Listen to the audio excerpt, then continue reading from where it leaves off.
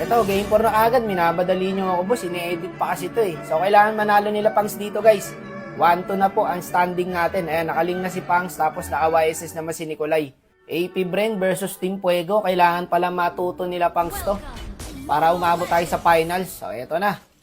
Dito, pre. Talagang kailangan. Focus na dito. Manalo na sila Pangs. Hindi na pwede yung pabiru-biru dito, guys.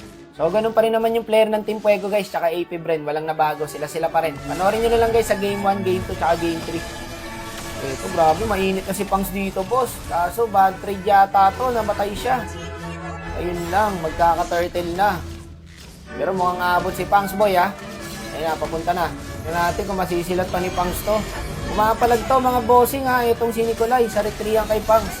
Yung YSS, guys, pro player din yan ng MBL. Dito, 1v1, Claude, Leslie. Alam naman natin kung sino lugi dyan. Pero, pre, pumapalag yung Claude, ha, sa Leslie. Wala talagang imposible, boss. Basta pro player ang may hawak. Lord JM, tumatangkin na naman. Nikolai, low HP. Nabo ni James Pangs. At mukhang bagsak si Nikolai dito. Hindi na nagbibiro si Pangs, boss, ha.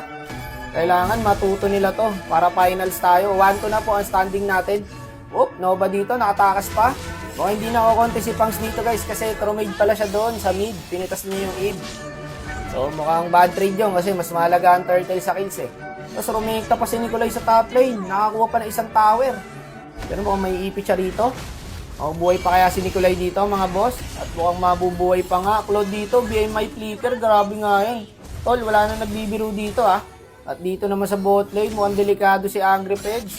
Bad trade sa Team Fuego. Napitas yung jungle at napitas din yung gold lane. At dito, bossing, may nangyayari na naman. Wala nagpapahinga sa kanila. Binigyan din yung mid. Nako, delikado ang Team Fuego, boss. Tiso dito, nakapokus na sa tower, boss. Focus na sa goal. Wala, hindi rin siya makapatay niyang Alice, guys, eh. Kaya hindi rin nila mabiburst yan, basta-basta ang kunat ng Alice, oh. Up na rin pala, guys, ang pangatlong pagong. Ayan na, sinisimula na ni James Pangs. Wala pa rin bumabagsak, nagkakamicroan lang, mga boss. Okay, mukhang masisecure na ni James Pangs dito ang pangatlong pagong. Eto, sabay clash ulit. Kagi, hindi nagpapahinga ang AP Bren, guys. Talagang sinasakal na nila tong Team Fuego. Ito na, naipit dito. Angry Peds, naiwan. May burst kaya niya si Pangs, pero hindi pa sapat. Ang dami siya doon. Boss, oh, Innova dito, lumipad. Gandang dodge nun mula sa YSS. Ang ganda sana kung nahuli yung YSS doon, guys. Papalo up yung Claude, eh. Kagi, sinasandwich na. Yung Team Fuego. Iniipit na nila, par. Aqua rito, pumasok sa loob.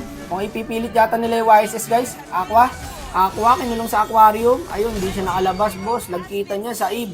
At siya pa nga ang napitas doon. Pare, wala silang tigil dito, ha. Dito, 5-2 na to ng clash nila dito sa bot, oh. Putik na, nagkakaipitan na. Ang gulo na, wala na, hindi ko na alam nangyayari. Legit lang. Ang nakikita ko na lang dito, umulti yung Pobius, tas umulti si Pangs, tas nag-4 blades, napitas yung ib.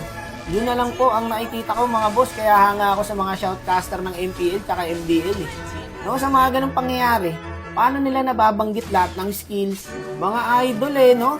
Walang nga yung mga utak ng mga shoutcaster, guys. Shoutout po sa lahat ng mga caster dyan.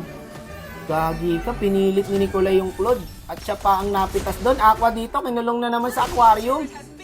Pero pare, this time mukhang papalag si Aqua. Ang ganda ng set dito na X-Nova pero walang follow-up. Tinaboy lang sila ng tower doon, no? Mga masasayang ang unang Lord, guys. Ayun, nasa bot lane na, up na. At dito, dumisiplina na lang ang AP Bren at naghintay na lang ng pangalawang Lord. Mukhang hindi na ako contest ng Team Fuego to. Malayo si Nikolai.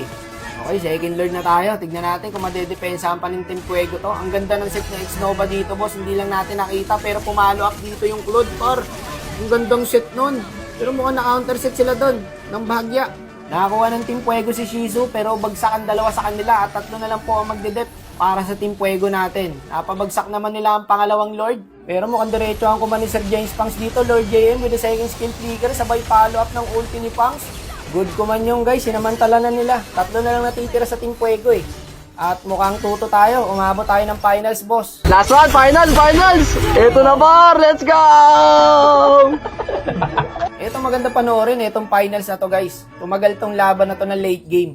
Ayun yung drop nila sa finals. Nilabas ulit yung Barracks Matilda. Tingnan natin kung paano mapipigilan ng Team Fuego to. Abangan nyo, guys, lalapag natin mamaya yan.